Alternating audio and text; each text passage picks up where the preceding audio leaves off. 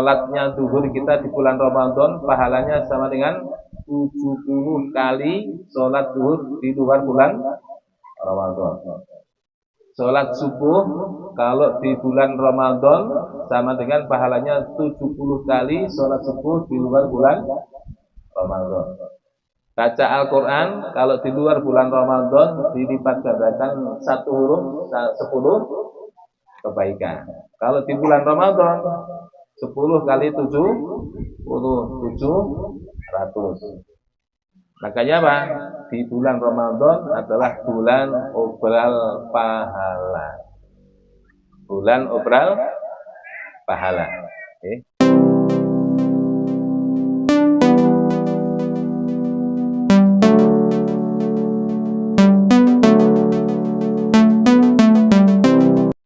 Subhanaka la ilma lana illa ma 'allamtana innaka antal alimul hakim. Rabbi shrah li sadri wa yassir li amri wahlul 'uqdatam min lisani yafqahu qawli amma ba'd. Ibu-ibu yang saya hormati khususnya sahibul bait, sahibul hajah, Ibu Hajah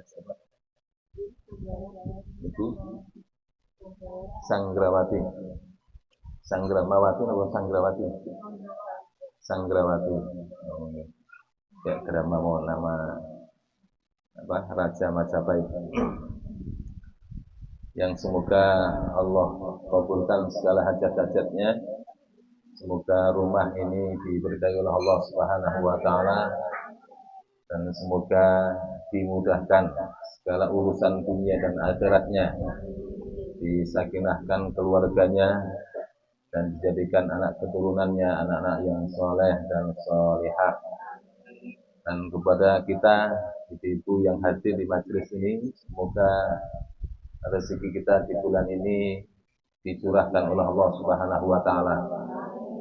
Semoga dijauhkan dari bala dan musibah, baik musibah dunia maupun musibah akhirat, dan semoga dibukakan pintu-pintu rahmatnya, pintu-pintu maghfirahnya, dan semoga kita dimasukkan ke dalam kelompok min ahlil jannah, min ahli la ilaha illallah, wafat dalam keadaan husnul khotimah.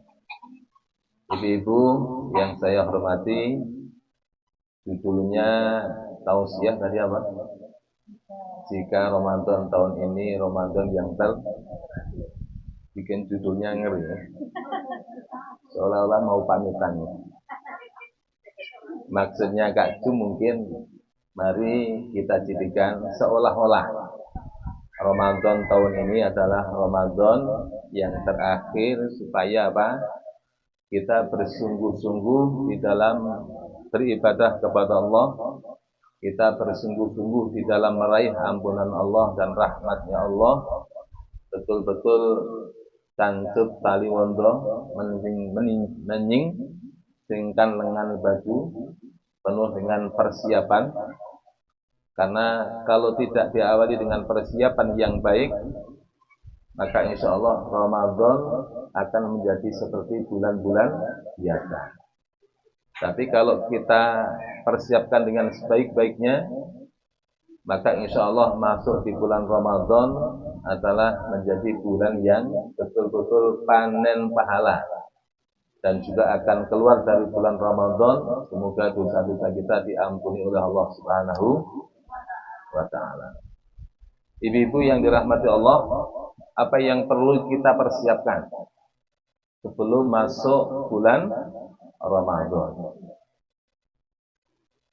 Yang perlu kita persiapkan pertama, perbanyak istighfar.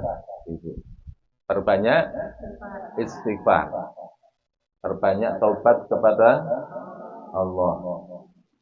Sebetulnya di bulan Rajab kemarin, bulan Rajab adalah bulan istighfar. Bulan Rajab adalah bulan kita memperbanyak istighfar, mohon ampun kepada Allah. Makanya Rasulullah mengatakan barang siapa yang di waktu pagi dan sore hari selama bulan Rajab membaca istighfar, Rabbighfirli warhamni wa tub alayya 70 kali habis subuh, 70 kali habis maghrib. Karena bulan Rajab adalah bulan menanam, Ibu. Bulan menanam. Kalau kita tidak menanam, kira-kira bisa panen nggak? Kalau ibu-ibu nggak nanam padi, kira-kira bisa panen padi?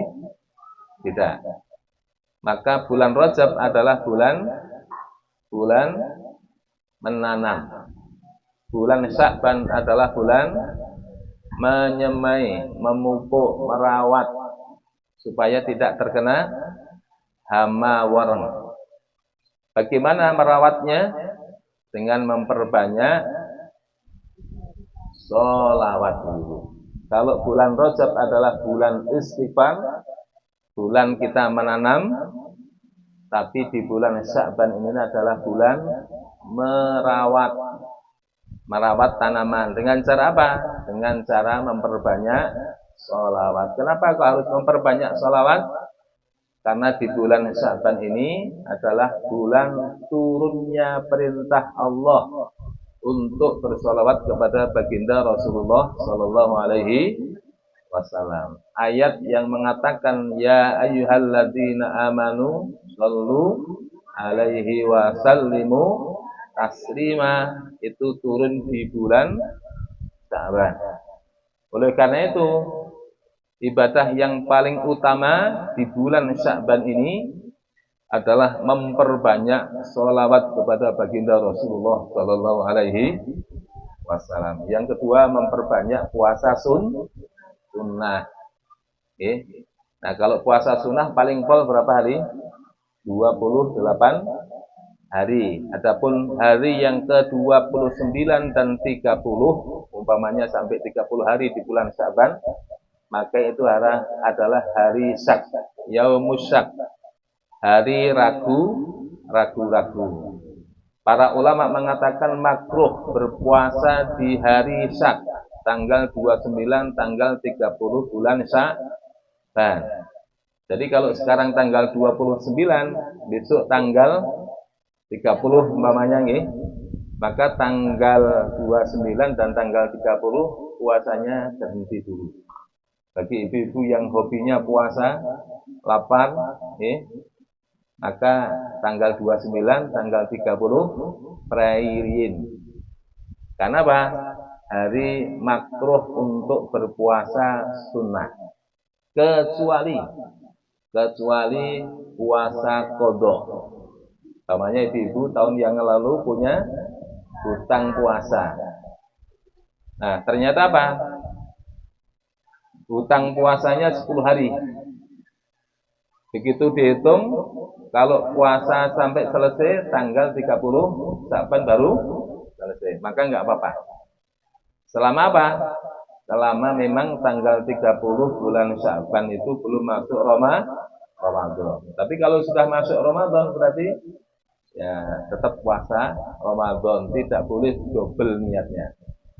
Ustaz, boleh enggak puasa Ramadan didobel dengan puasa qadha? Tidak boleh. Ya nanti ibu setiap Ramadan puasa qadha, puasa Ramadan. Nah, ibu-ibu yang dirahmati Allah Subhanahu wa taala, jadi yang pertama banyak tobat, banyak sholawat.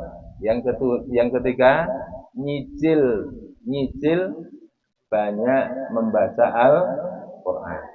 Karena bulan Ramadan adalah bulan Al-Qur'an, bulan diturunkannya Al-Qur'an. Syahrul Ramadan alladzi unzila fihil Qur'an hudal linnas wa bayyinatin minal huda wal furqan. Bulan Ramadan adalah bulan diturunkannya Al-Qur'anul Karim. Tanggal berapa Al-Qur'an turun? Tanggal 17 Ramadan. Nah ini kalau saya bahas nanti ada waktu nanti.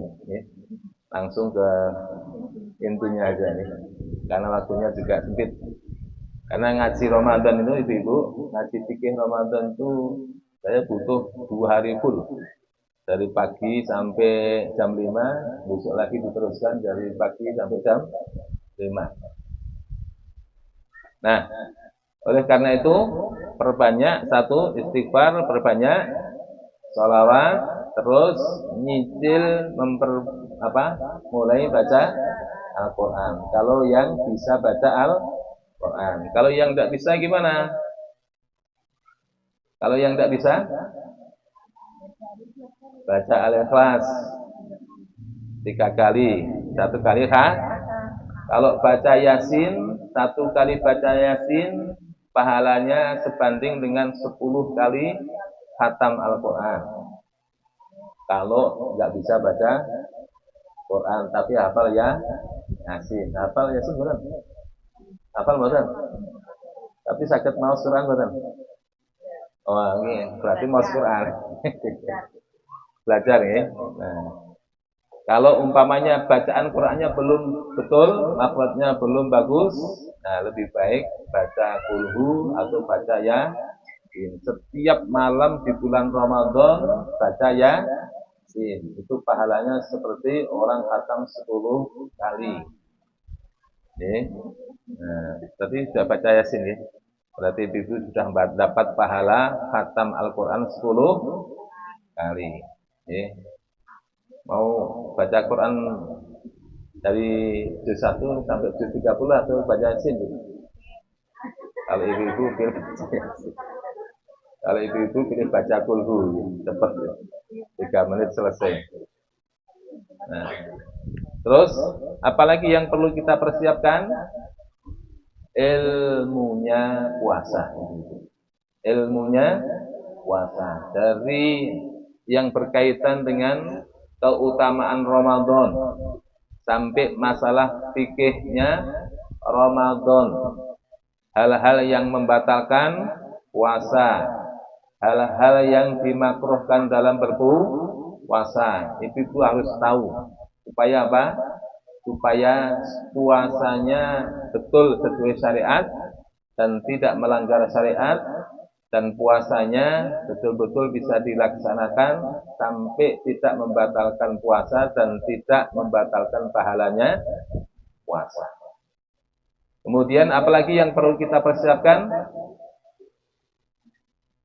Yang perlu dipersiapkan selain ilmu apa? Fisik. Kalau fisik ibu lebih tahu ya. Tentang fisik lebih tahu. Tapi yang perlu dipersiapkan ibu adalah hati.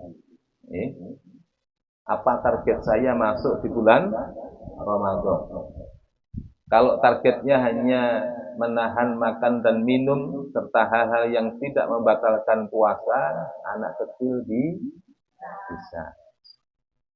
Tapi kalau bisa apa? Target kita yang awalnya umpamanya sebelum masuk Ramadan kita punya karakter temperamen, baperan, tidak bisa menjaga lisan, tidak bisa menjaga pandangan, tidak bisa menjaga hati. Maka di bulan Ramadan ini perbaiki hati kita, luruskan niat kita, jadikan kita orang yang sabar. Karena Ramadan adalah bulan sabar. Ibu-ibu yang dirahmati Allah, kalau kita persiapkan betul target kita keluar dari bulan Ramadan dengan target kebersihan hati, kalau bisa sebelum masuk bulan Ramadan, ibu-ibu punya salah dengan suami, minta maaf dulu sama suami. Jadi sebelum masuk Ramadan bersihkan dulu hatinya. Yang paling banyak dosanya ke suami atau ke orang lain dulu? Suami. Atau ke anak. Biasanya apa? Lebih banyak dosanya ke anak atau ke suami? Insya Allah kalau ke suami, ini kan suami istri solihah ya. Saya yakin istri solihah jadi nggak banyak dosanya ke suami. Tapi yang lebih banyak adalah ke anak. Dikit-dikit dikit-dikit dibentak, dikit-dikit disalahkan, dikit-dikit dimarahi. Akhirnya anaknya jadi anak pembangkang disebabkan karena perilaku orang tua yang tidak memanusiakan anak.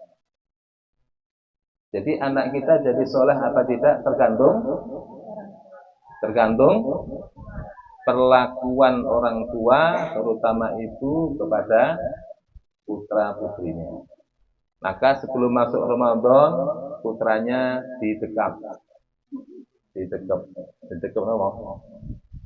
Dipeluk, kemudian dibilangin, maafkan mama ya, selama 1 tahun kemarin mama suka marah-marah, mama suka ngelentik, suka bentak. Insya Allah selama Ramadan ini akan saya perbaiki.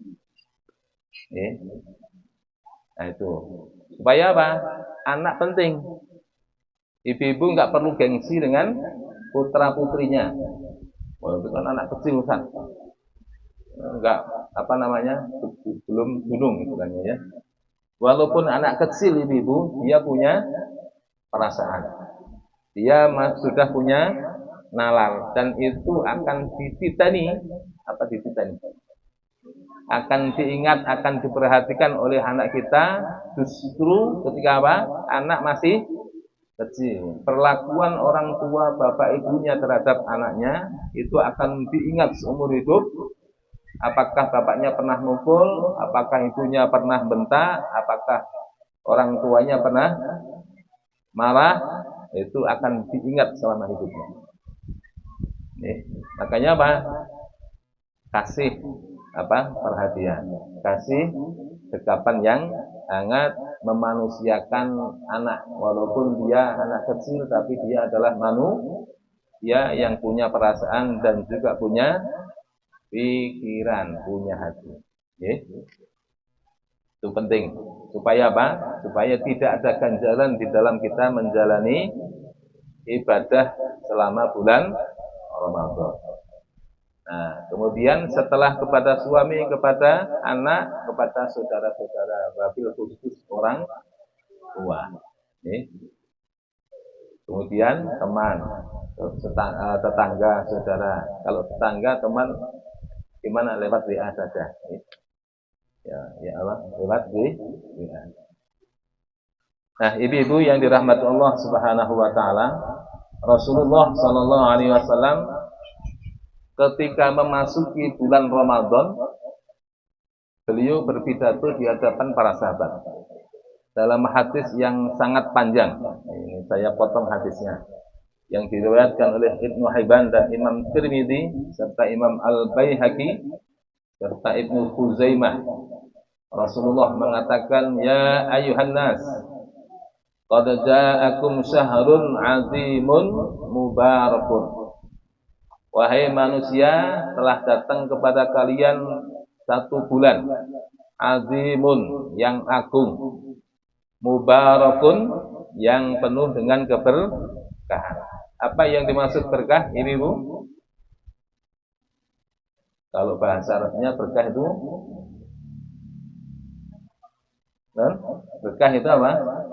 Ziyadatul khair alal khair.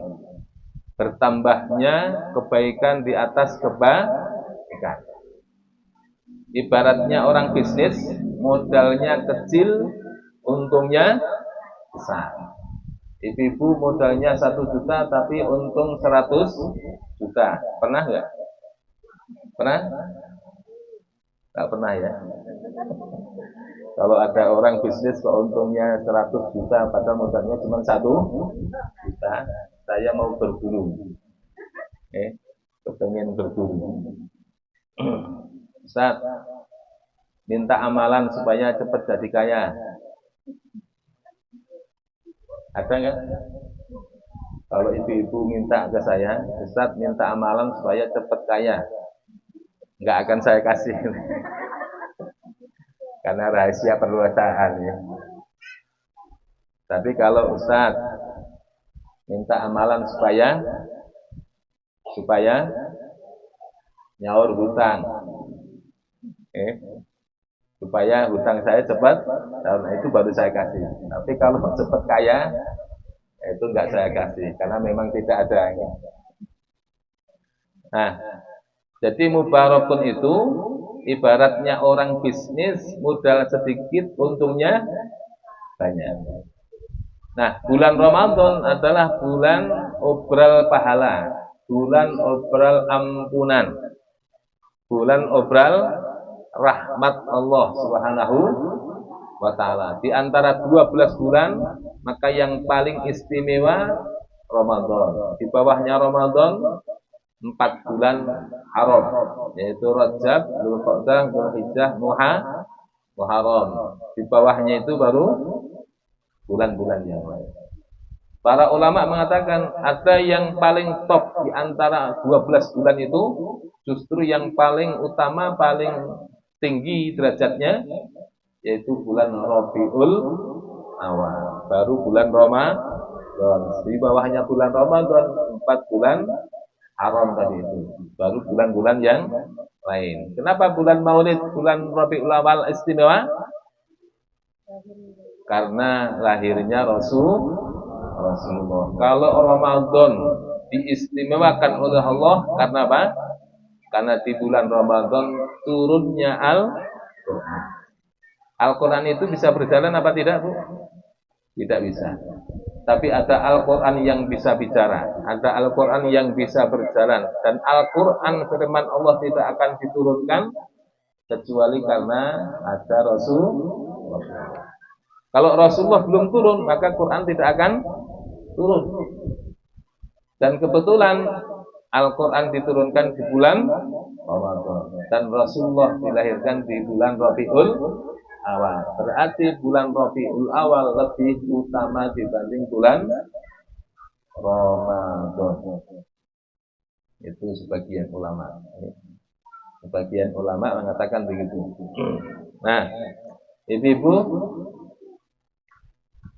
syahrun fihi lailatun khairun min alfi syahrin. Bulan Ramadan adalah bulan yang di dalamnya ada satu malam yang disebut dengan Lailatul Qadar. Nah, apa Lailatul Qadar, ibu-ibu? Apa Lailatul Qadar? Nah, ini saya harus menjelaskan tentang turunnya Al-Quran ya. Ibu-ibu, Al-Quran turun kepada Rasulullah dari Lauh Mahfuz ke Rasulullah melalui dua tahap. Kalau saya begini berarti salah ya. Dua tahap. Tahap yang pertama adalah tahap ingzalan. Angzala yungzilu ingzalan. Maka Al-Quran mengatakan syahrul Ramadan alladzi unzila, dari kata angzala yungzilu ingzalan. Apa angzala yungzilu ingzalan? Turunnya Al-Quran dari Lauh Mahfuz ke Baitul Izzah. Baitul Izzah atau Baitul Makmur. Di mana letak Baitul Izzah, Baitul Makmur? Di langit yang pertama itu. Secara global 30 juz. Jadi tahap pertama Allah turunkan Al-Quran 30 juz yang dikawal oleh malaikat 70.000 malaikat yang dipimpin oleh malaikat Jibril. Kapan terjadinya? Kapan terjadinya? Di bulan Ramadan. Nah, ini tahap pertama itu. Nah, yang dimaksud Lailatul Qadar itu apa? Ya, malam di mana Allah turunkan Al-Quran secara global 30 juz dari Lauh Mahfuz ke Baitul Izzah atau Baitul Makmur. Itu namanya malam Lailatul Qadar. Apa malam Lailatul Qadar? Malam diturunkannya Al-Quran. Berarti sebelum Al-Quran diturunkan oleh Allah dari Lauh Mahfuz ke Baitul Izzah, berarti belum ada Lailatul Qadar. Jadi Lailatul Qadar adalah malam mulia. Kenapa kok mulia?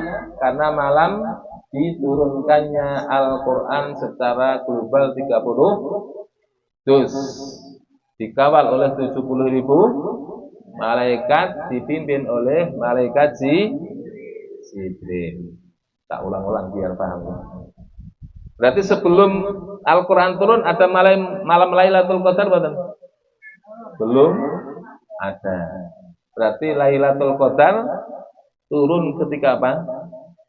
Dijadikan Lailatul Qadar karena malam itu adalah malam turunnya Al-Quran. Tanggal berapa? 17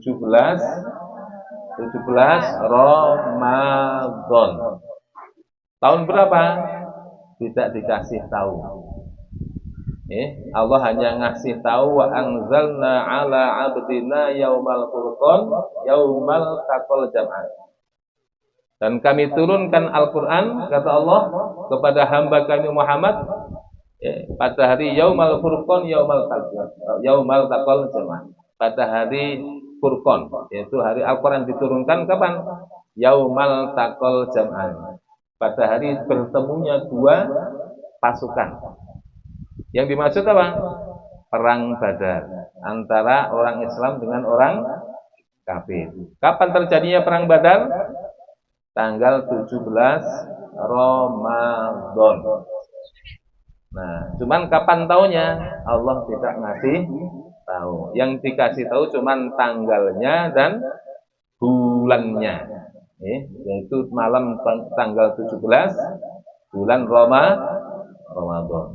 Nah, itu yang dimaksud apa? Lailatul Qadar. Nah, itu pasti bertanya, apa Lauh Mahfuz? Lauh Mahfuz itu Baitul Izzah atau Baitul Ma'mur. Kalau Lauh Mahfuz apa Ibu? Ya. Tempat disimpannya seluruh kalam-kalam Allah yang akan diturunkan kepada para nabi dan rasul. Yang kedua, Lauh Mahfuz adalah disimpannya tulisan-tulisan yang ditulis oleh Al-Qalam atas perintah Allah tentang takdirnya penciptaan seluruh makhluknya Allah Subhanahu wa taala. Lan niku disimpan teng mriku. Jadi takdirnya kita seperti apa, matinya kapan, rezekinya berapa, bojone sinten, putrane pinten, nanti nasibnya baik atau buruk, niku pun ditulis teng Lauh Mahfuz. Termasuk napa? Gusti Allah nyiptakaken seluruh galaksi dengan jumlah sekian triliun bintang-bintang di langit. Itu semuanya adalah sudah ditulis oleh Gusti Allah, oleh Al-Qalam atas perintah Allah, kemudian disimpan di Lauh Mahfuz. Jadi Lauh Mahfuz adalah tempat satu disimpannya semua kalam Allah yang akan diturunkan kepada para nabi dan rasul. Yang kedua, disimpannya semua tulisan yang ditulis oleh Al-Qalam atas perintah Allah tentang seluruh ciptaannya Allah dan seluruh takdir-takdirnya makhluknya Allah Subhanahu wa taala. Dari mulai arsy-Nya Allah, kursinya Allah, dari mulai surga dan neraka semuanya tertulis di situ. Itu Lauh Mahfuz. Apa Baitul Izzah? Baitul Izzah adalah tempat tawafnya para malaikat. Kalau kita tawafnya di Ka'bah. Nah, dulu ibu-ibu kiblat kita sebelum ke Ka'bah itu kiblat kita kemana? Masjidil Aqsa. Makanya di bulan Sya'ban itu Allah di dalam Al-Quran mengatakan wa nara taqalluba wajhika fis sama falanuwalliyannaka qiblatan tardhaha fawalli wajhaka syatral masjidil haram wa haitsu ma kuntum fawallu wujuhakum syatrah. Jadi dulu setelah Rasulullah menerima perintah salat 5 waktu, kemudian beliau salatnya bersama para sahabat menghadap Masjidil Aqsa selama 17 bulan. Kemudian setelah itu perintah Allah turun supaya apa? Kiblatnya dipindahkan ke Masjidil Haram. Apa rahasia ilahiyahnya? Kok tidak dipindahkan? Apa Bu? Ada yang bisa jawab? Kenapa kok kiblatnya umat Islam dipindah dari Masjidil Aqsa ke Masjidil Haram? Karena bersamaan dengan ya salah satunya ya. Karena Masjidil Aqsa dan Palestina itu juga menjadi kiblat bagi agama Nasara dan Yahudi. Nah, Rasulullah tidak mau kiblatnya disamakan dengan Yahudi dan Nasara. Tapi hikmah yang kedua, ibu-ibu, Ka'bah itu kan pusat medan magnet bumi. Itu kalau ditarik garis lurus, nih, tarik garis lurus, itu tembusnya ke Baitul Izzah, ke Baitul Makmur, tempat tawafnya para malaikat. Jadi setiap saat 70.000 malaikat tawaf mengelilingi Baitul Izzah.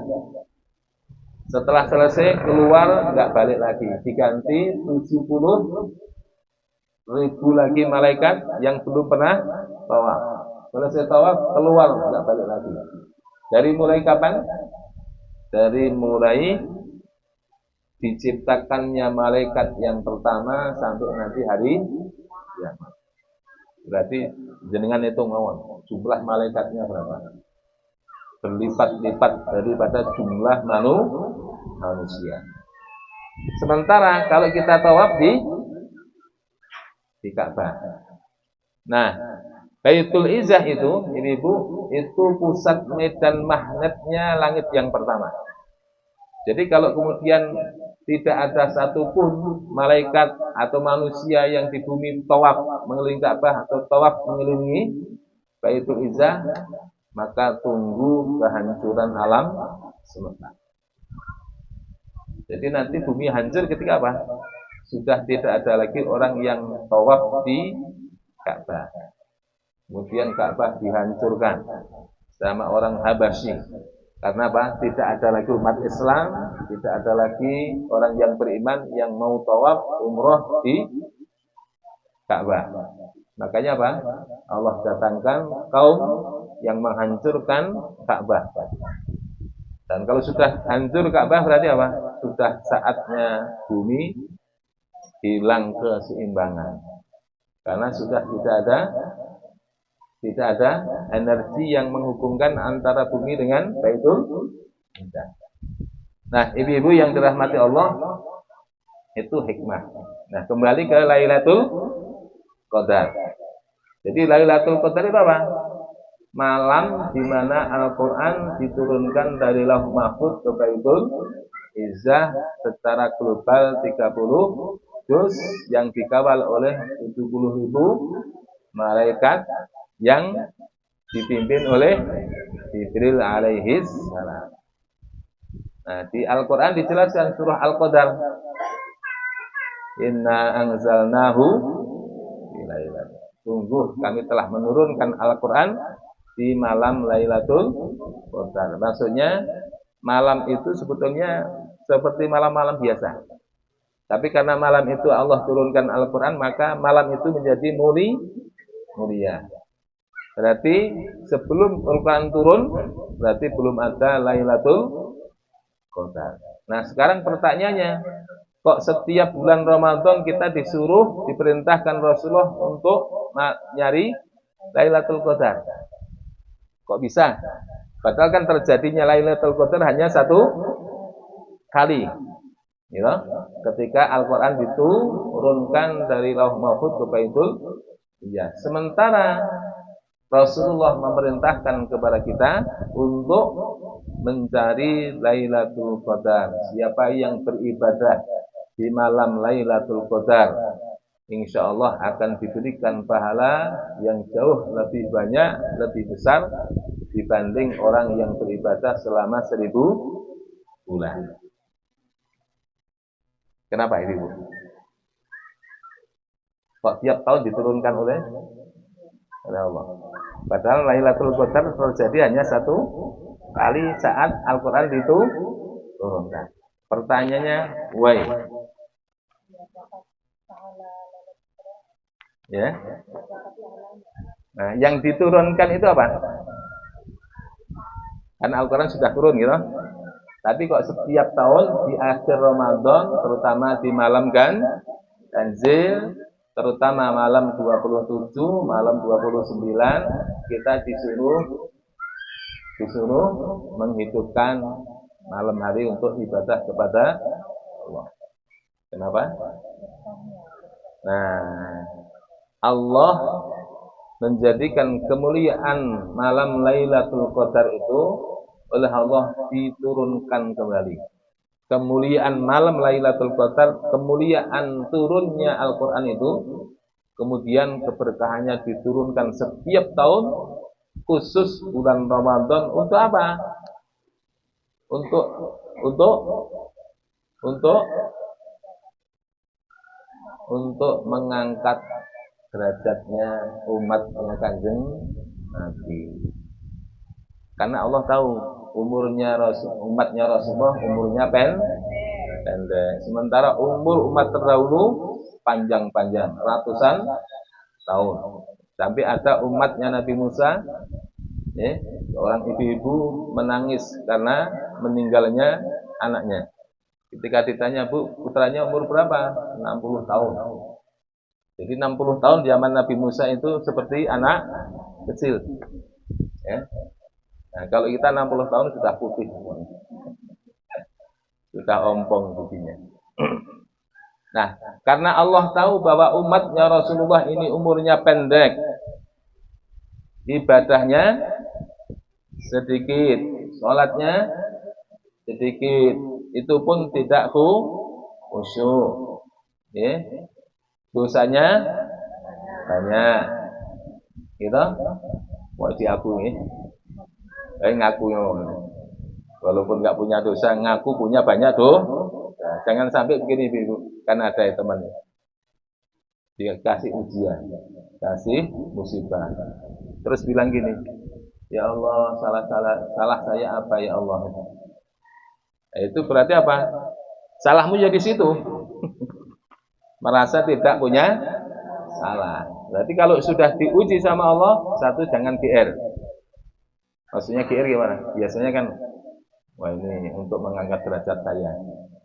Itu namanya GR.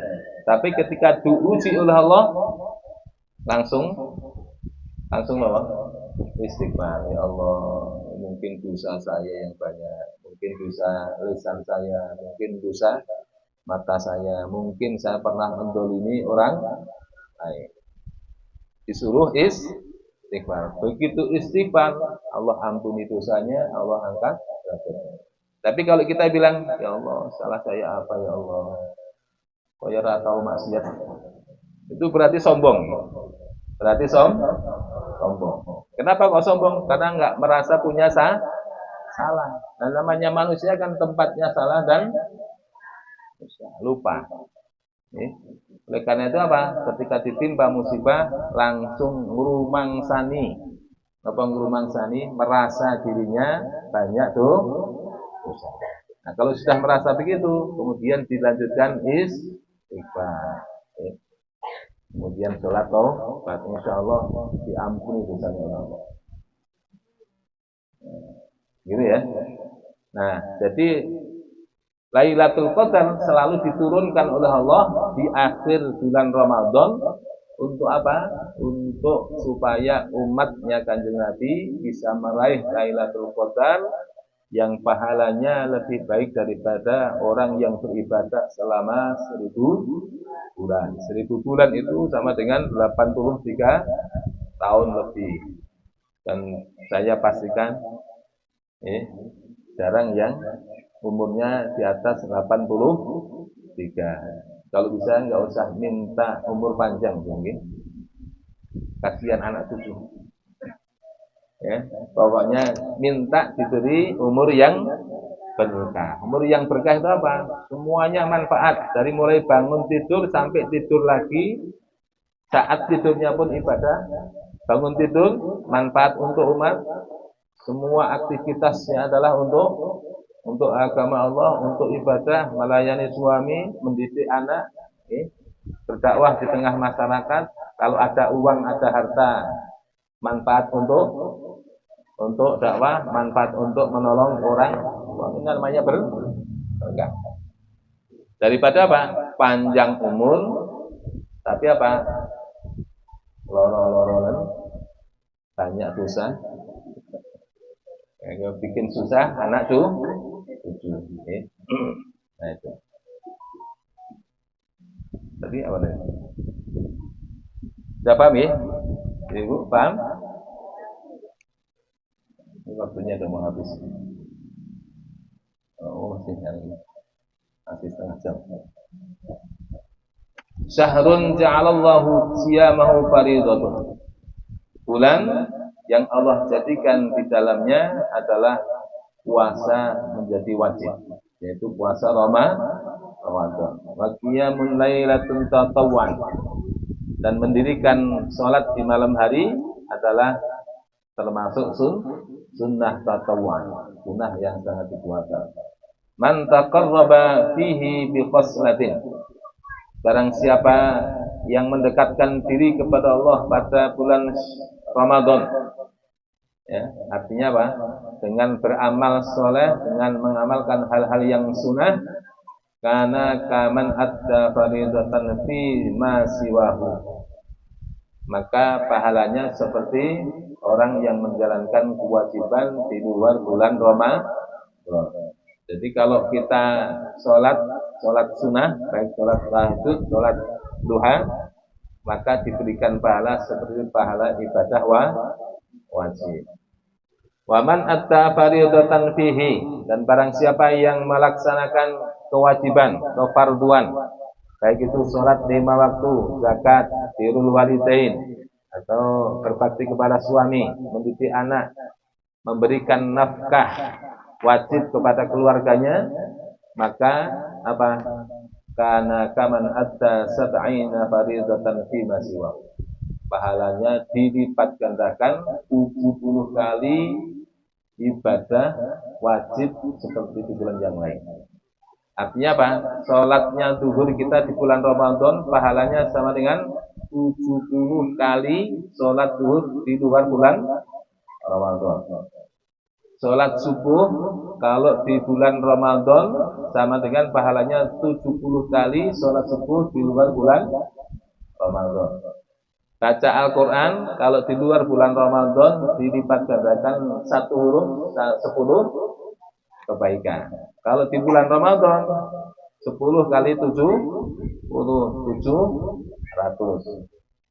Makanya apa? Di bulan Ramadan adalah bulan obral pahala. Bulan obral pahala. Okay. Kemudian wa huwa syahrus sabri was sabru thiyabul jannah. Bulan Ramadan adalah bulan sabar, dan sabar pahalanya adalah surga. Ibu-ibu, ada 3 amalan yang pahalanya unlimited, tidak bisa dihitung. Yang tahu hanya Gusti Allah. Malaikat pencatat amal tidak mampu mencatat pahalanya. Dan para malaikat pencatatan amal tidak tahu berapa jumlah pahalanya.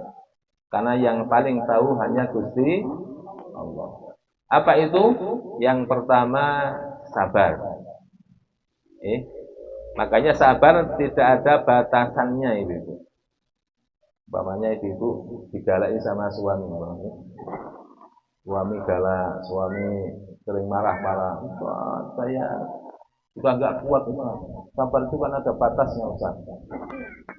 Ya, terus kemudian minta cerai, umpamanya, saya sudah nggak kuat, Ustaz.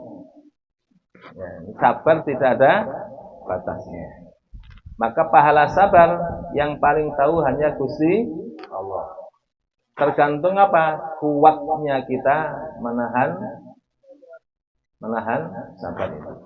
Semakin kita diuji dengan ujian yang berat, kemudian kita sabar. Batasan sabar itu apa? Kalau tidak gerutu, tidak ngresulo, sabarun jamil, sabar yang indah. adalah sabar yang tidak disertai dengan Rasulullah. Rasulullah tahu ya? Makassar nah. Rasulullah itu apa? Mengeluh. Mengeluh. Jadi mengeluh, protes sama Gusti Allah, berarti sabarnya hilang. Kalau sudah mengeluh. Berarti supaya tidak mengeluh gimana? Pada saat ditimpa musibah, ucapkan tutup lisan kita dengan inna lillah wa inna ilaihi raji'un. Minimal itu. Minimal ini. Setelah itu, namanya terus nangis. Tidak apa-apa nangis. Namanya ibu ditinggal orang tua, meninggal wafat. Begitu dikabari ibu, bapak jenengan situ innalillahi wa inna ilaihi raji'un. Nah setelah itu nangis nggak apa-apa. Boleh nggak nangis? Boleh. Meneteskan air mata boleh? Boleh. Dimarahi suami nangis boleh? Boleh. Yang tidak boleh apa? Nihayah. Nihayah itu meratap. Jadi kalau kita ketinggalan ditinggal wafat orang tua kita, kemudian setelah nangis sambil merobek-robek baju, duit 100.000 dirobek, ATM dibuang, itu namanya meratap. Nah, meratap itu dosa. Tapi menangis fitrah manusia boleh. Karena Rasulullah pun ketika wafatnya putra beliau Ibrahim, beliau juga meneteskan air mata, tanda bahwa hatinya lembut, hatinya ada kasih sayang. Tapi kalau ada orang meninggal, ibu-ibu nggak nangis malah ketawa. Bu, suami kecelakaan meninggal, malah ketawa. Alhamdulillah.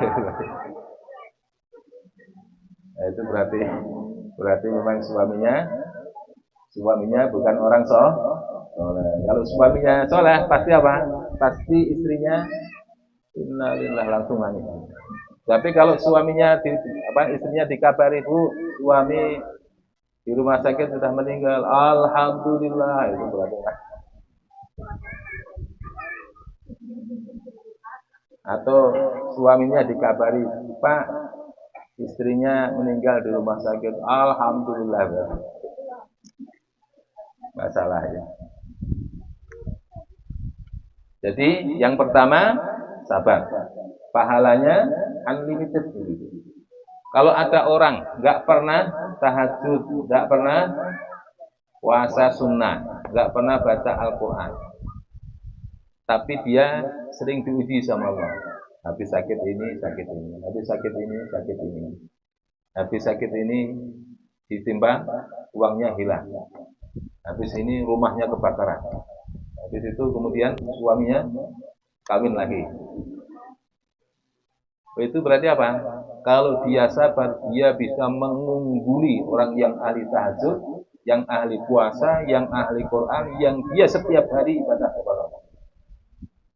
Kalau sabar, cuman sabar tadi tidak boleh mengeluh, harus ikhlas dan ridho. Cuman ya apa? Ngomongnya gampang. Nanti ngomong gini langsung puji sama Allah.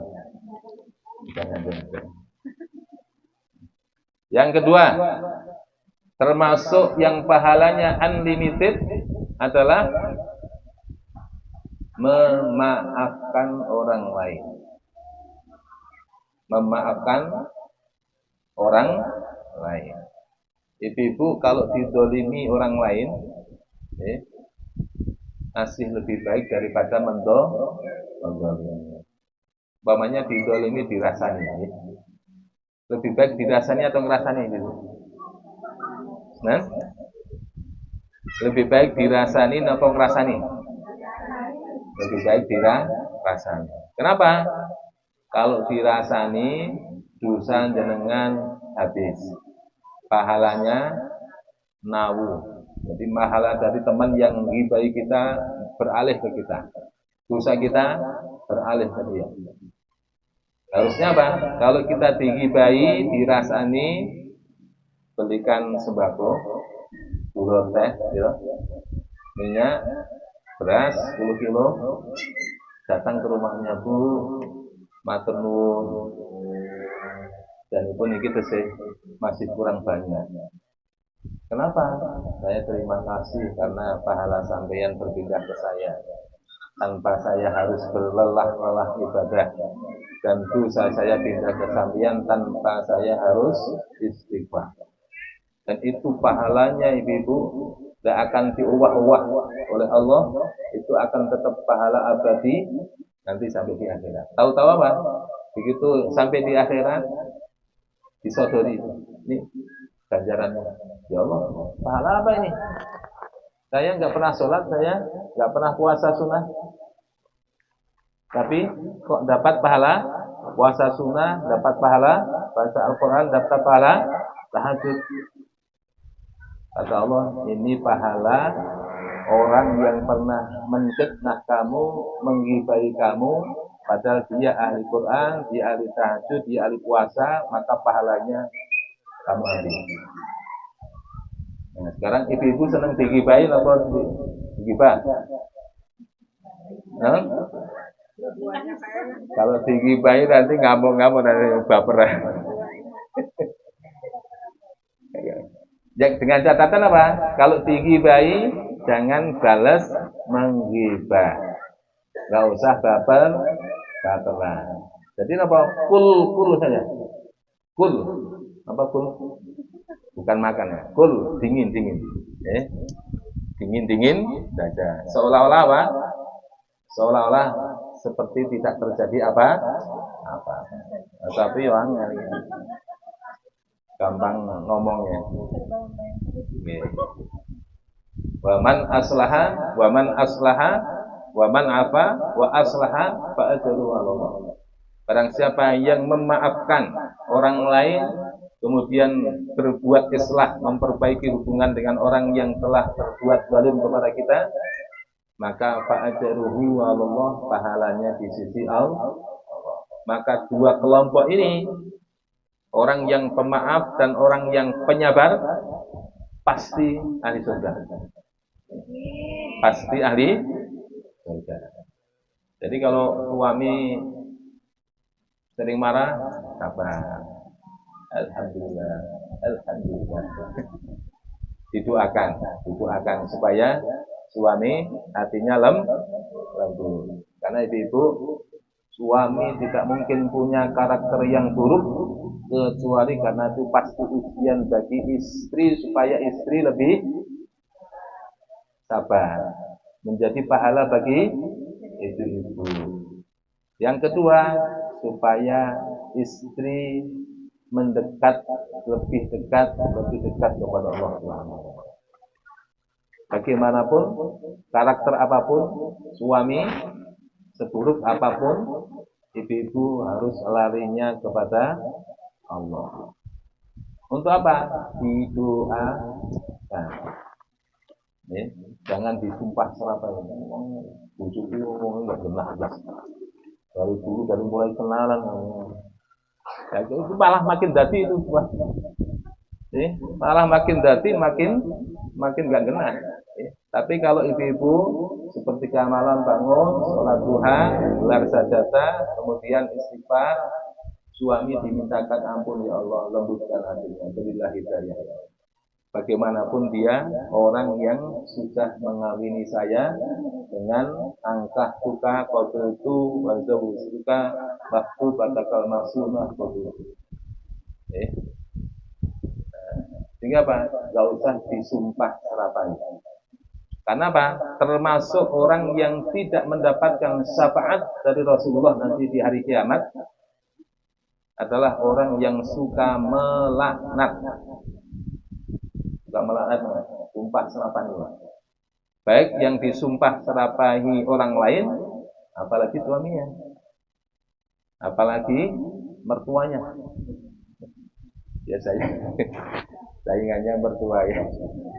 Rebutan duit kalau mertuanya. Jangan sampai ini.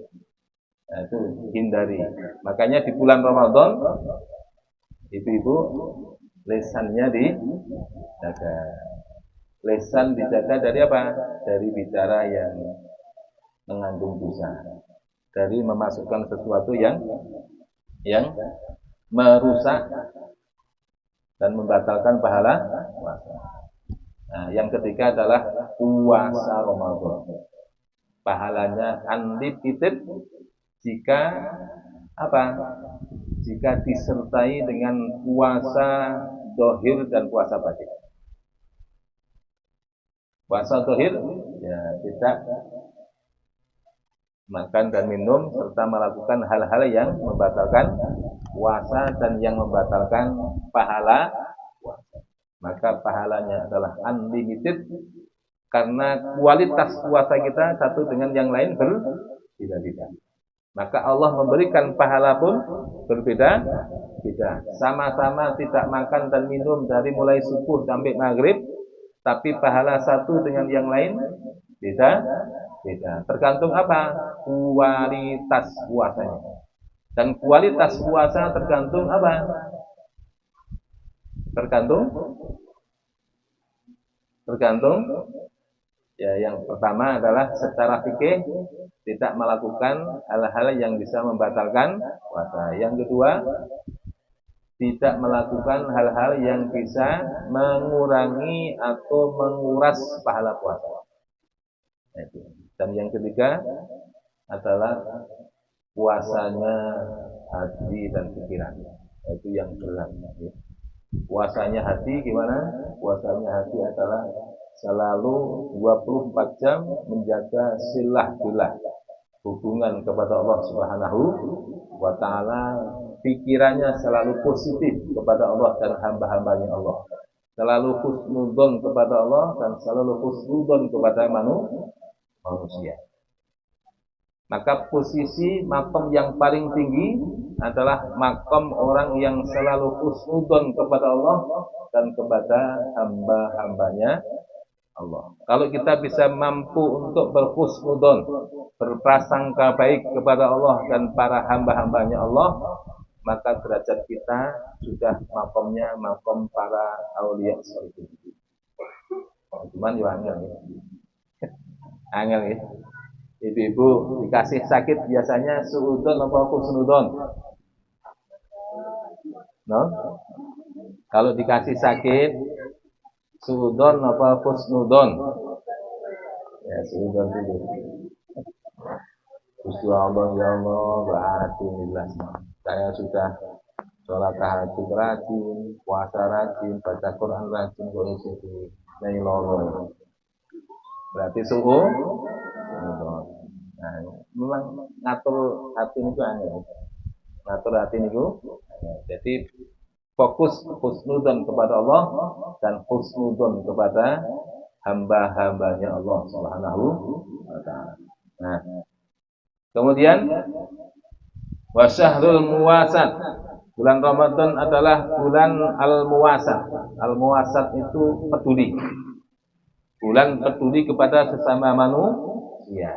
Pada saat kita berpuasa Ramadan, ibu-ibu, hayati kondisi orang-orang fakir, miskin yang sehari kadang makan, sehari tidak.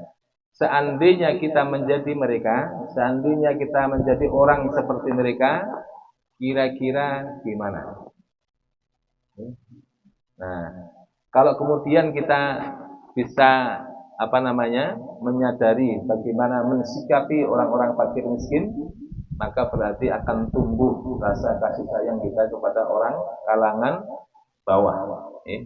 Tidak akan pernah sia-sia menghina dengan pandangan mata meremehkan. Termasuk pandangan yang paling dibenci oleh Allah, di samping melihat aurat orang lain, adalah pandangan mata yang meremehkan orang lain. Dosanya lebih besar dibanding apa? Dibanding zina. Kalau zina istighfar selesai. Tapi kalau pandangan meremehkan kepada orang lain, berarti berawal dari hati yang sombong. Nah, sombong itu ibu-ibu berarti dia sudah memakai selendang kebesarannya Allah Subhanahu wa taala. Dan siapa yang mati dalam keadaan masih ada kesombongan di hatinya, masih memandang kerendahan kepada orang lain, maka pasti neraka. Walaupun ahli ibadah, walaupun ahli puasa, walaupun ahli tahajud, walaupun ahli Quran. Maka apa? Minta kepada Allah, ya Allah bersihkan hatiku, bersihkan jiwaku dari penyakit sombong, penyakit ujub, penyakit riya, penyakit sum'ah, penyakit hasud, iri, dengki, dan penyakit yang paling berat adalah hukumnya. Apa hukumnya? Terlalu cinta kepada, kalau cinta dunia boleh nggak? Boleh nggak? Boleh.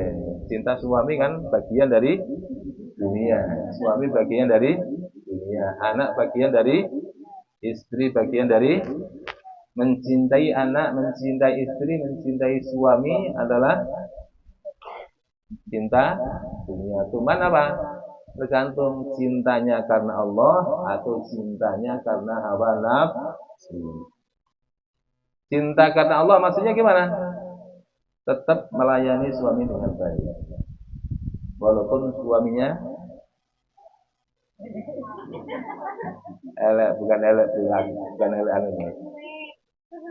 cuek atau mungkin nafkahnya kurang dan sebagainya. Kenapa? Ketaatan istri kepada suami itu bukan karena suaminya soleh, bukan karena suaminya ngasih nafkah, ngasih belanja, bukan karena suaminya kaya, bukan karena suaminya pangkatnya tinggi, bukan karena suaminya baik hati, tapi karena perintah dari Allah.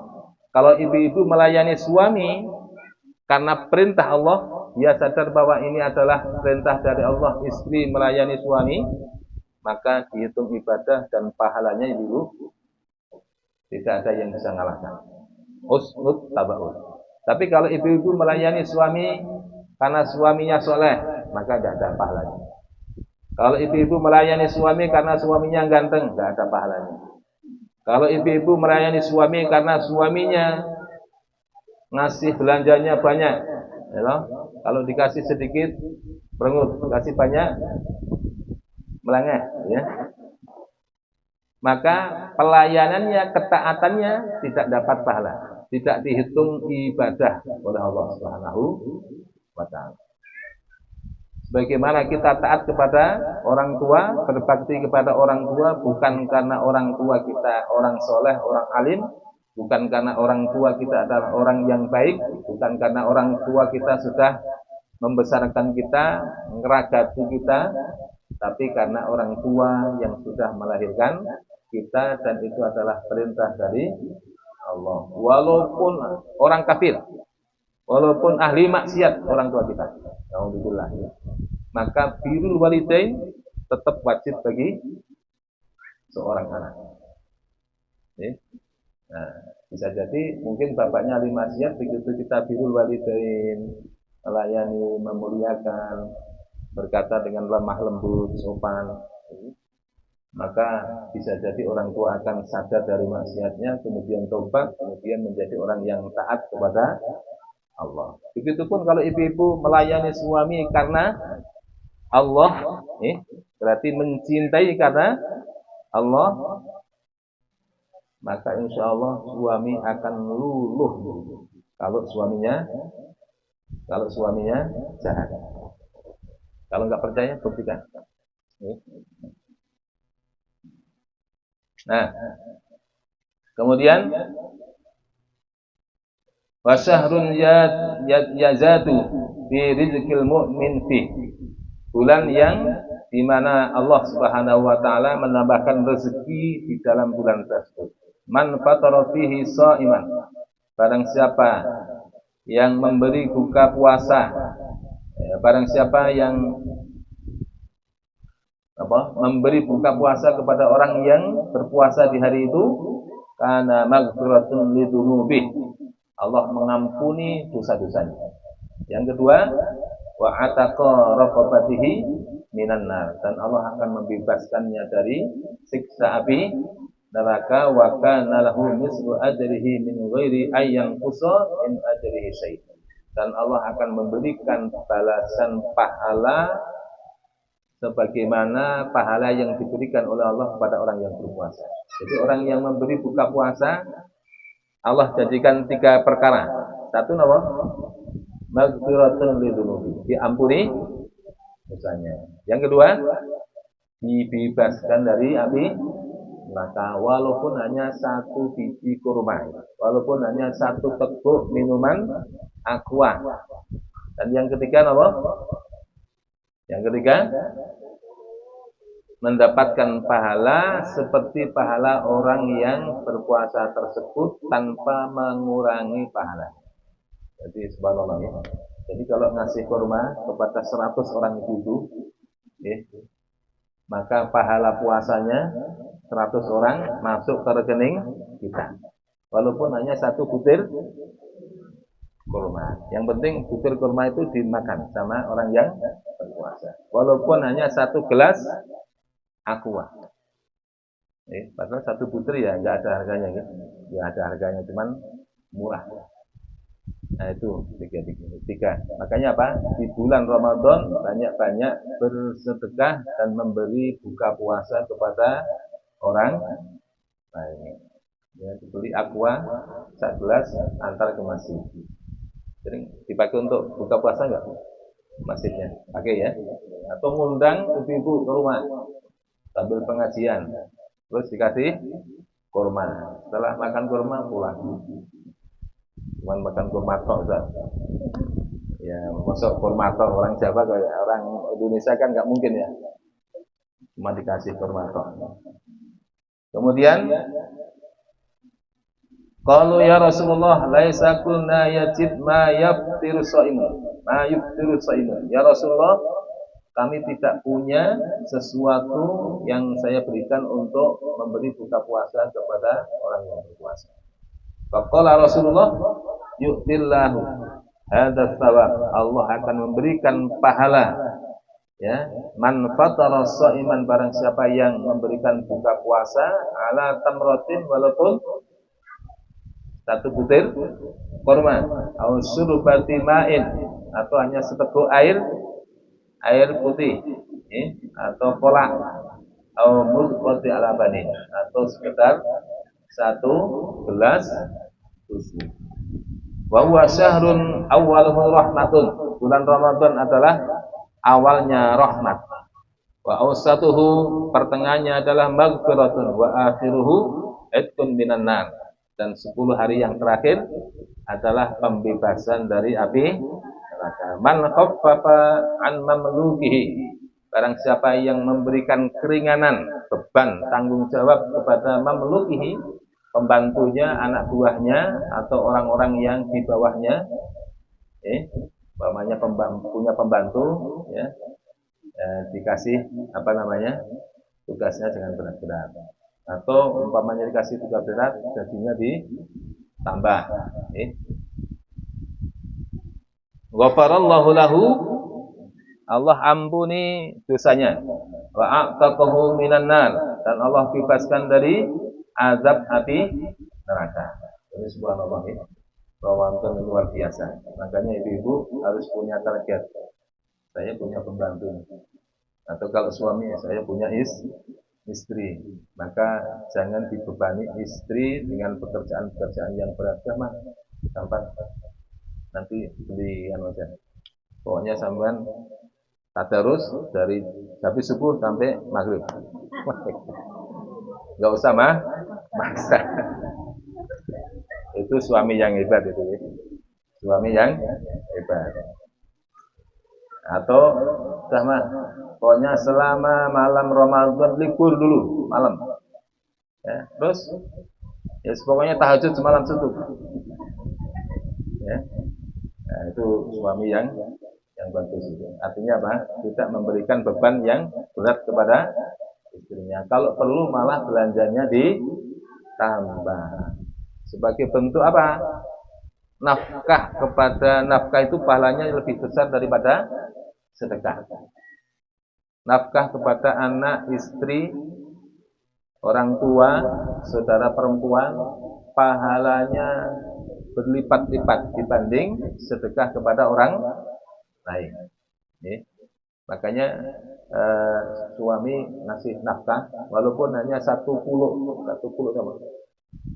suapan nasi ke mulutnya suami disuapin gitu ya. Itu dosa suami diampuni. Ya, diberi pahala luar biasa. Nyuapin gitu. Apalagi suami masak kemudian apa? Habis itu disuapin, habis disuapin piringnya disucikan. Wah, kalau ada ibu-ibu pasti ngejar itu.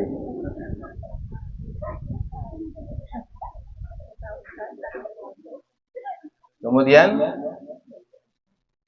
wastaghfiru fihi min arba'i khisalin. Perbanyak di bulan Ramadan 4 hal. Khoslataini tardawna bihima rabbukum. 2 hal yang diridhoi oleh Tuhanmu, wa khoslataini la ghina bikum anhuma. Dan 2 hal yang kamu sangat membutuhkan. Apa 2 hal itu? Falamma al-khoslatani allatani tardawna bihima rabbukum fasahadatu alla ilaha illallah wa tastaghfiruna.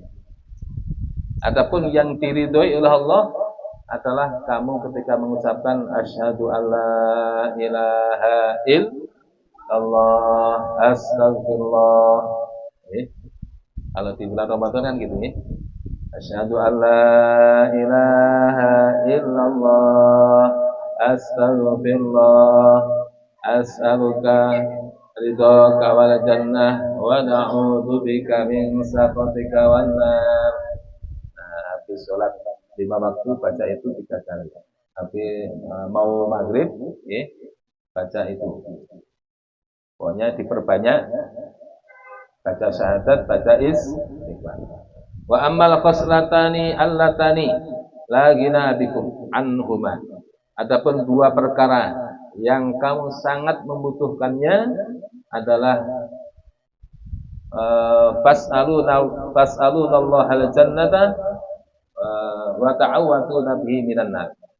Kamu mohon kepada Allah akan surganya dan kamu berlindung kepada Allah dari azab siksa api neraka. Sama-sama coba. Asyhadu an la ilaha illallah astaghfirullah as'aluka ridhaka wal jannah wa na'udzubika min sakhatika wan nar. Itu dibaca dari awal Ramadan sampai akhir Ramadan. Begitu masuk 10 hari yang terakhir perbanyak ditambah Allahumma innaka afuwun dari tuhibbul afa. Itu diperbanyak. Itu doa khusus untuk Lailatul Qadar. Wa man saqa shaiman, barang siapa yang memberi minum kepada orang yang berpuasa, saqahullahu min haudi syurbatan la yadmau hatta yudkhil jannah. Barang siapa yang memberi minum kepada orang yang berpuasa, maka Allah akan memberikan minum dari air telaga Al-Haud. Siapa yang minum air dari telaga Al-Haud walaupun hanya 1 tegukan, maka dia tidak akan pernah haus selama-lamanya. Nah, ibu-ibu, ada 5 keutamaan yang diberikan oleh Allah kepada umatnya Rasulullah SAW yang tidak diberikan kepada umat-umat terdahulu. Dan ini khusus untuk umatnya Kanjeng Nabi. Kata Rasulullah, "U'titu ummati fi syahri Ramadan khamsan lam yu'tahunna nabiyyin qabli." Aku diberikan untuk umatku di bulan Ramadan 5 perkara yang tidak diberikan kepada umat-umat sebelumku. Amma wahidah, ini yang penting. Amma wahidah, yang pertama, fa innahu idza kana awwalu lailatin min syahri Ramadan yang durullahu azza wa jalla ilaihim Wa man nadarallahu ilaihi lam yu'adzibhu abadan.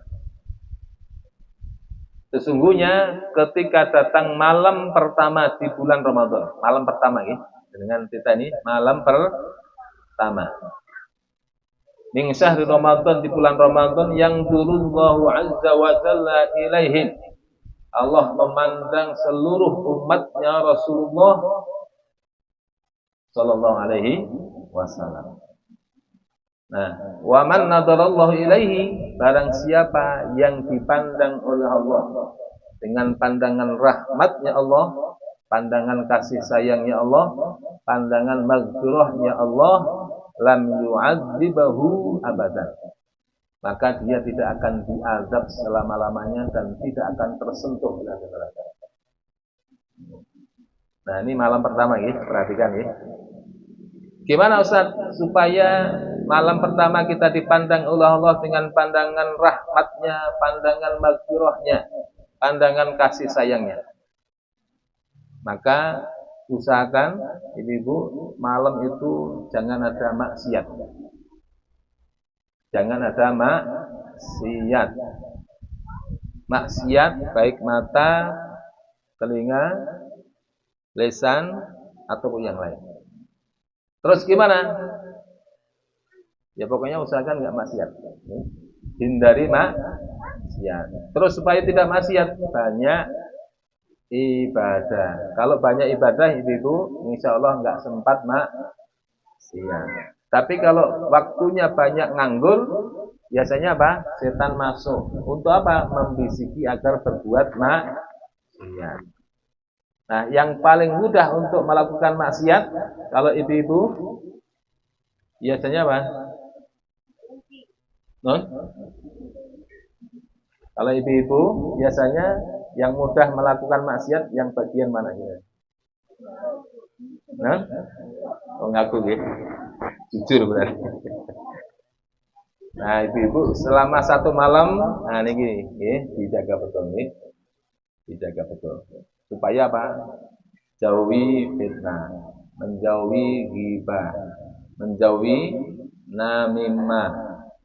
Terus daripada ngomong yang tidak ada jelundrungnya, lebih baik apa? Zikir, baca salawat, baca istighfar, baca Al-Qur'an. Nah, semalam suntuk. Kalau perlu enggak usah tidur.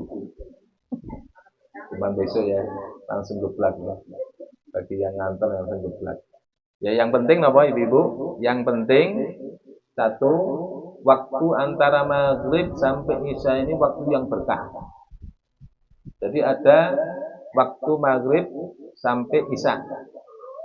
Jadi kadang-kadang kita disibukkan dengan apa? Disibukkan persiapan ke masjid atau masak atau ini dan itu. Maka usahakan ibu-ibu waktu maghrib sampai isya untuk wirid, baca Quran atau baca Ratibul Hadat, Ratibul Atos atau ngaji. Okay. Nah, yang kedua, jangan tinggalkan sholat isya berjamaah.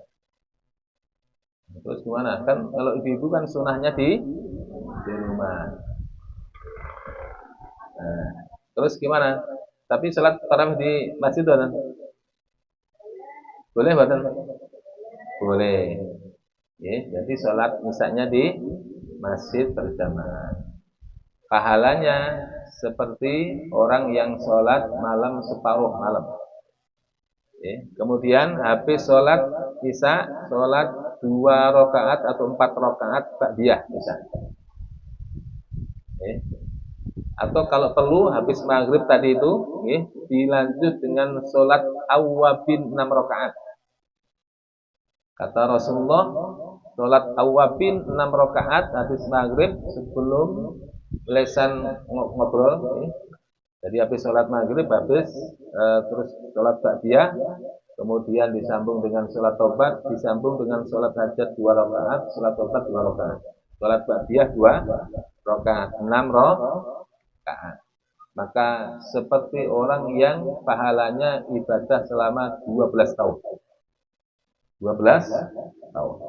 Terus dilanjut baca Ratibul Adad atau Ratibul Atos atau baca Al-Quran sampai Isya.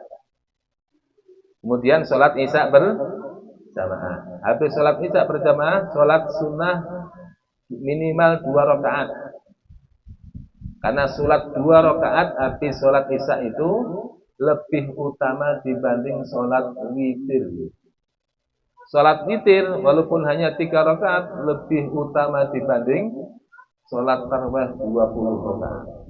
Atau sholat tarawih 40 rakaat. Atau sholat tarawih 100 rakaat.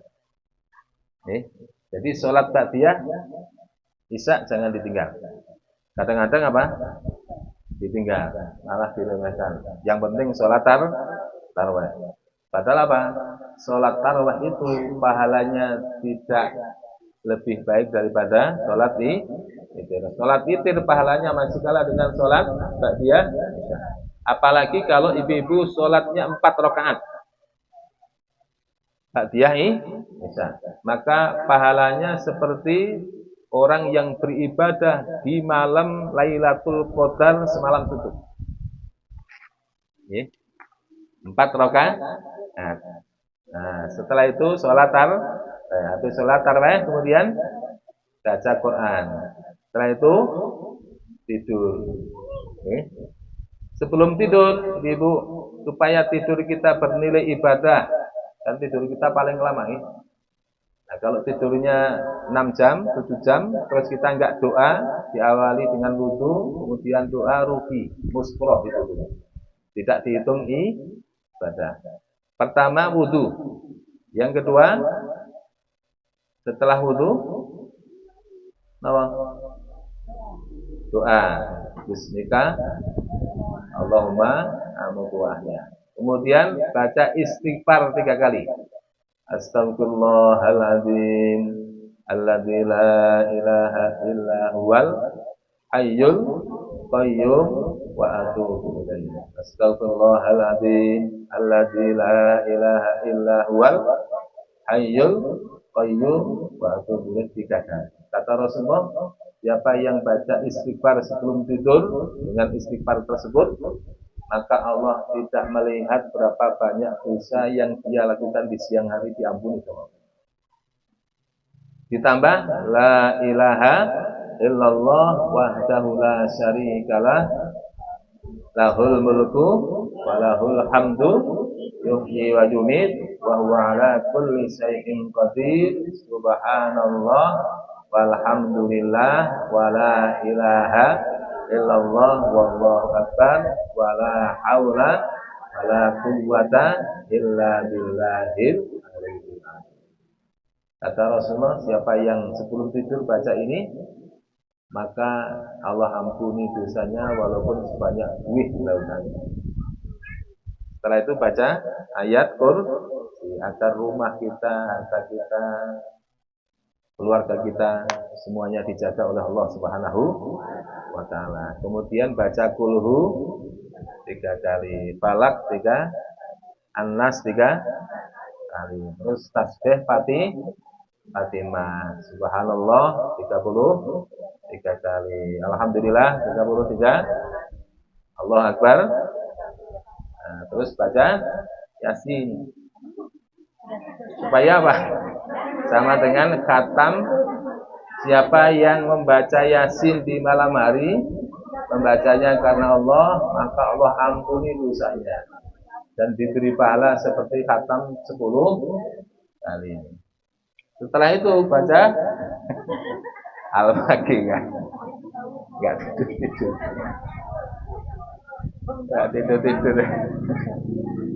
Nah, setelah bangun, ibu-ibu jangan lupa pada saat bangun baca la ilaha illallah wahdahu la syarikalah lahul mulku wa lahul hamdu yuhyi wa yumiit wa huwa ala kulli syai'in qadir. Subhanallah walhamdulillah wa la ilaha illallah wa la haula wa la quwwata illa billahil aliyyil azim. Allahumma ighfirli.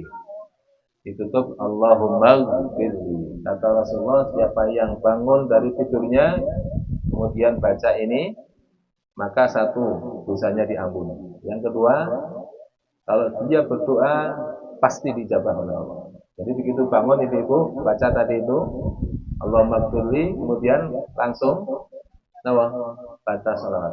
Sallallahu alaihi sayyidina Muhammad walhamdulillah. Ya Allah, pegang kepala atau dadanya suami. Ya Allah, lembutkan hati suami saya. Ya Allah, jangan jadi orang pemarah, jangan jadi orang temperamen. Terus pegang kepala anaknya. Ya Allah, jadikan anak yang soleh, jadikan anak yang cerdas, jauhkan dari maksiat. Itu penting, apalagi yang doa ibunya. Seperti doa seorang nabi kepada umatnya, pasti qabul, walaupun ibunya bukan solihah, walaupun ibunya bukan orang yang baik, tapi kalau ibunya mendoakan kebaikan kepada anaknya pasti qabul. Jangan bilang, Ustaz, saya ini orang jelek Ustaz, banyak dosa ya Allah. Tapi kalau ibu doanya kepada anak itu enggak ada hijab. Enggak ada hijab, langsung tembus arasnya Allah, dan Allah pasti kabulkan. Makanya apa? Kalau doa ke anak yang baik-baik. Sebaliknya kalau doa yang jelek pasti kabul juga. Cari gendeng. Ya gendeng betul itu. Nah, setelah itu baru kemudian sholat atau sholat tahajud. Habis sholat tahajud kemudian mempersiapkan sahurnya. Subhanallah, sampai sholat subuh berjamaah. Sholat subuh berjamaah pahalanya seperti orang yang tahajud semalam suntuk. Habis itu disambung wirid zikir sampai isyraq. Wirid zikir sampai isyraq. Nah, setelah isyraq sudah mau ngantor, mau ke pasar, mau apa? Khusus untuk malam pertama nih. Khusus untuk malam pertama, supaya apa? Supaya Allah memandang kita dengan pandangan rahmat maghfirahnya. Siapa yang dipandang oleh Allah di malam pertama Ramadan, maka lam yu'adzibhu abadan. Tidak akan diadab oleh Allah dan tidak akan tersentuh api neraka. Kan target kita kan itu nih. Kalau masuk surga ya insyaallah masuk surga. Tapi masalahnya kan kalau masuk neraka duluan ya repot juga. Jangan sampai masuk neraka. Pokoknya target kita adalah gimana supaya tidak masuk neraka, supaya tidak tersentuh oleh api neraka. Caranya apa? Ngadang-ngadang rahmatnya, ridhonya, ampunannya Allah Subhanahu